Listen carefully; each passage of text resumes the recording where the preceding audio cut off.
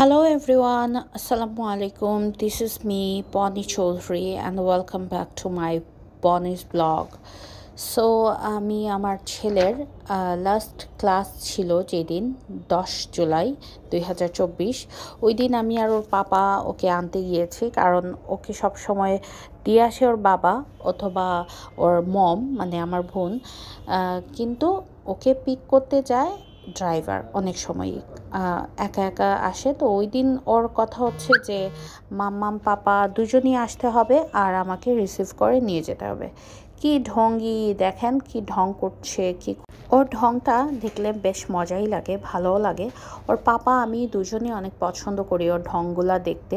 তো যাই হোক, আমরা ওকে রিসিভ করে নিয়ে আসলাম এবং সেদিন ওর লাস্ট ক্লাস ছিল, এবং তার সাথে সাথে তার ঠিক 2 সপ্তাহ পরে ওর রেজাল্ট আনতে আমরা গিয়েছিলাম, আবারও দুজন একসাথে গিয়েছি। পরবর্তীতে দেখা গেছে যে আমরা ওই সময়টা ঠিক ম্যানেজ করতে পারিনি, আপনি গিয়ে ওর রেজাল্ট নিয়ে আসছে।